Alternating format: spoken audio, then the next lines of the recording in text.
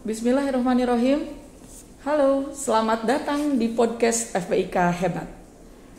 Ini adalah kali pertama kami tayang untuk menjangkau semua halayak ramai, mahasiswa terutama, kemudian Bapak Ibu yang lainnya di seluruh pelosok Nusantara.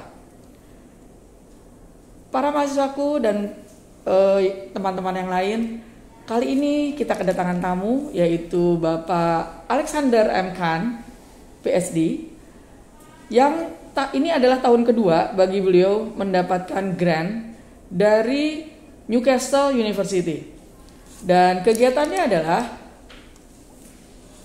tentang Indian Ocean Devil Ray Project in Indonesia atau IODRI, yang tentu sangat membanggakan bagi kami sebagai Sivitas Akademika FPIK Unpad untuk meningkatkan rating kita, untuk meningkatkan peringkat kita, ranking kita di dunia, begitu ya, yang merupakan juga cita-cita luhur dari Ibu Rektor kita, Ibu Profesor Rina Indiastuti. Baik, dengan tidak berlama-lama, saya akan mengajukan pertanyaan kepada Bapak Alexander. Sebetulnya kira-kira apa sih yang menjadi latar belakang dari kegiatan ini? Silakan. Ya, terima kasih Bu Rita, Bu Wakil Dekan dan teman-teman pemirsa semua. Jadi sebenarnya yang latar belakangin kegiatan ini merupakan kondisi bahwa perikanan pari, khususnya pari manta, itu merupakan salah satu perikanan yang menjadi perhatian dunia dan masuk ke dalam Appendix 2 CITES. Jadi baik tertangkap sebagai targeted species atau ikan yang menjadi target penangkapan, dan juga merupakan sebagai bycatch. Dan kegiatan ini Bu ternyata juga melibatkan bukan saja kita, tapi beberapa negara lainnya di kawasan Indian Ocean, seperti kawasan Afrika Timur, dan juga di Asia Selatan, di Maldives, dan juga di Indonesia. Dan kegiatan ini melatar belakangi selain tekanan perikanan baik sebagai targeted species maupun sebagai bycatch, juga sebagai bagian dari retaksonomi. Jadi tim dari Newcastle itu akan melakukan kajian DNA untuk melihat tingkat kekerabatan di antara spesies pari manta atau devil ray ini di berbagai negara. Apakah ada dari hasil penelitian nanti, apakah akan ada perbaikan taksonominya, susunan ilmiahnya atau tidak. Jadi kita akan lihat itu nantinya. Mungkin demikian Bu. Oke, lalu kira-kira tujuannya riset ini apa? Dari latar belakang tadi tujuannya memang kita ingin mengetahui bahwa seberapa tinggi tekanan akibat penangkapan sebagai targeted species maupun tekanan penangkapan akibat bycatch. Dan juga kita ingin mengidentifikasikan alat-alat tangkap apa saja yang digunakan nelayan untuk menangkap ikan devil ray atau pari mobula atau mobulida ini. Dan juga selain itu kita akan melihat secara DNA atau kajian biologinya, akan melihat secara detail apakah nanti akan ada kekerabatan baru atau spesies yang memang belum diidentifikasikan secara genetik. Mungkin demikian Bu. Oke, menarik sekali ya. Nah, setahu saya penelitian ini sudah pernah dilakukan di belahan dunia yang lain. Nah, kalau di Indonesia itu di mana lokasi penelitiannya? Sebenarnya penelitian ini sudah banyak dilakukan oleh para peneliti di Indonesia, dari LIPI, dari Kementerian Kelautan dan Perikanan, juga dari teman-teman LSM NGO lainnya, seperti dari WWF Indonesia dan juga WCS, dan juga beberapa LSM misol yang ada di Papua. Jadi udah banyak penelitian yang sejenis. Cuman memang coverage areanya rata-rata memang tidak bisa mengcover seluruh Indonesia. Jadi penelitian kita ini adalah filling the gap sebenarnya untuk beberapa lokasi yang memang belum di-cover oleh teman-teman peneliti lainnya. Demikian. Ya, menarik sekali ya. Kemudian ini dari sisi waktu ya Pak Alex, saya ingin tanya, ini kapan kegiatannya? Saya dengar dari tahun lalu juga sudah ada ya. Nah, itu sampai kapan? Ya, Terima kasih Bu. Jadi rencananya memang kegiatan ini berlangsung sampai 2023 dan memang sudah berlangsung dari tahun 2020. Jadi pada saat itu challenging awalnya ketika kita merencanakan proyek ini bersama Newcastle, kita nggak menyangka akan ada pandemi. Tapi kemudian di awal 2020 ada pandemi sehingga untuk pengambilan data sangat challenging. Nah, karena memang kegiatan di tahun 2020 itu masih berlangsung tidak maksimal kemarin, jadi kita mengextend proyek ini menjadi 2023 dengan harapan bahwa setiap tahun kita bisa mengkolek data dari dua lokasi yang spesifik, yaitu di Pelabuhan Ratu dan di Cilacap. Oke, menarik sekali ya. Nah, dari ini kan Pak Alex sudah melakukan kegiatan ini ya, sudah 2 tahun. Kira-kira apa sih yang menjadi hambatan dari kegiatan ini? Ya, sebenarnya menariknya dari kegiatan ini adalah karena melibatkan masyarakat nelayan, karena kita berharap bahwa nelayan yang menangkap itu bisa share informasi bahwa memang mereka menangkap harimau bula yang dilindungi bukan hanya oleh pemerintah Indonesia tapi juga international community. Jadi kita tantangannya adalah menjelaskan kepada masyarakat bahwa proyek ini atau penelitian ini akan bermanfaat ke depannya bagi mereka. Jadi kan memang challenging sekali untuk bisa beradaptasi dengan masyarakat nelayan dan coba memberitahu bahwa kegiatan ini tidak bisa dirasakan langsung dah 1-2 hari ini, tapi akan berlangsung kemudian hari, manfaatnya dirasakan di kemudian hari. Oke, bagus sekali ya. Nah, karena kita dosen, jadi tentu saja harus melibatkan banyak mahasiswa ya Pak Alek ya.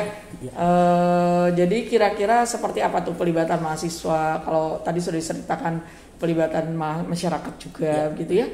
Kalau untuk mahasiswanya sendiri bagaimana? Ya, alhamdulillah pada tahun 2020 kita dapat hibah internal Unpad di tahun 2020 yang biasa diprakarsari oleh DRPM Unpad, Direktorat Riset dan Pengabdian Masyarakat. Kita mendapatkan hibah untuk kegiatan ini melibatkan 3 orang mahasiswa, 4 orang maksudnya, 4 orang mahasiswa, 2 orang di Pelabuhan Ratu dan 2 orang di Cilacap. Dan untuk tahun 2021 kembali kita melibatkan kurang lebih 3 mahasiswa dan 3-3-nya kita fokuskan di Pelabuhan Ratu karena memang kondisi di Cilacap itu sangat menantang dan juga sangat banyak sekali challenge yang kita harus bisa overcome, tapi kita masih butuh waktu juga untuk di Cilacap. Jadi memang sudah melibatkan kurang lebih 7 mahasiswa menghasilkan 2 orang sarjana. Alhamdulillah sudah menghasilkan 2 orang sarjana dan mudah-mudahan minggu depan 1 orang lagi akan sidang sarjana. Jadi kita akan terus continue, jadi tetap melibatkan mahasiswa sebagai partner kita dalam meneliti. Nah terkait dengan partner ya tadi ya, kita sudah tahu ada pentahelix ya. Kira-kira ini dengan kegiatan ini pelibatan terhadap 5 unsur itu apakah sudah terpenuhi atau belum? Ya, salah satunya memang dari 5 pentahelix itu kita sudah sangat hampir seluruhnya mungkin Bu dari 5 unsur tersebut yang kita libatkan. Kalau kita ketahui bahwa salah satu dari unsur pentahelix itu adalah keterlibatan unsur pemerintah dalam kegiatan riset kita. Terus terang karena ini merupakan komoditi yang dilindungi masuk dalam Appendix 2 CITES, untuk kita melakukan kajian itu kita mengurus ujinya sampai dari mulai LIPI, Lembaga Pengetahuan Indonesia, Lembaga Ilmu Pengetahuan Indonesia, dan juga Kementerian Kelautan Perikanan. Jadi memang kita ada saling berbagi informasi, saling berbagi data dengan kedua partner kita. Dan di tahun ini sebenarnya tahun lalu kita dapat pembimbing untuk mahasiswa yang penelitian itu dari KKP, Kementerian Kelautan dan Perikanan. Jadi partnershipnya sangat erat. Dan yang tahun ini kita dapat partnership untuk pembimbing mahasiswanya adalah dari LIPI. Jadi memang dari 5 pentahelix itu hampir semuanya kita sudah terpenuhi dari kegiatan ini. Tapi yang sangat terasa sekali yaitu partnership kita dengan pemerintah. Jadi mudah-mudahan data kita bisa menjadi data yang menjadi basis data buat pemerintah dalam mengambil kebijakan ke depannya. Bagus ya. Ini kalau kita sebagai dosen kan selalu setiap proyek itu atau setiap riset itu mesti ditanya publikasi. Kira-kira sudah sampai mana ini publikasinya Pak? Wah ya Bu, terima kasih banyak, nih pertanyaannya sangat menarik. Dan untuk publikasi memang sangat sangat crucial di dalam kegiatan sebuah riset.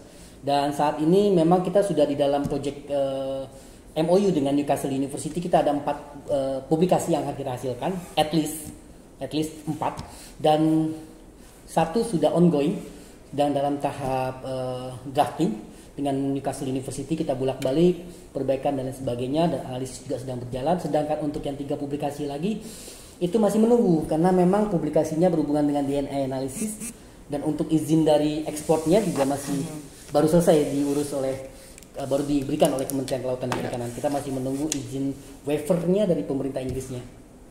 Oke. Nah, ini pertanyaan terakhir ya. Ini kan kerjasama kita dengan Newcastle University sangat erat begitu ya, tapi saya ingin tahu juga dukungan dari pihak mereka dari sisi finansial itu seperti apa? Ya, terima kasih. Memang pada saat kita mendevelop atau merencanakan proyek ini, kita sudah clear membagi tanggung jawab responsibility untuk finansial.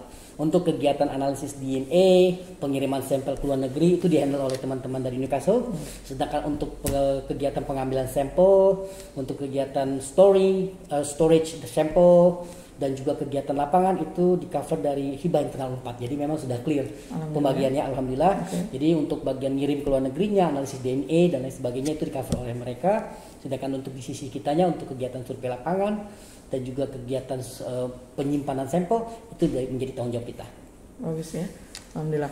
Nah, ini kan kita akan sudah dirancang ini sampai tahun 2025. 23 sorry. Jadi berarti ada beberapa tahun lagi ke depan. Sebab itu para mahasiswa saya undang loh untuk ikut dengan kegiatannya Pak Alex gitu ya, tentang Devil Ray ini. Sangat menarik ya. Baik, terima kasih Pak Alex atas kehadirannya. Sama-sama. Di akhir kegiatan ini saya akan menunjukkan satu video ya, merupakan hasil editan dari timnya Pak Alex. Boleh ya kita tayangkan? Silakan. Ya silakan. Baik, kalau gitu saya akhiri dulu pertemuan kita pada hari ini. Nanti kita akan bertemu lagi dengan tema-tema yang lebih menarik lagi. Assalamualaikum.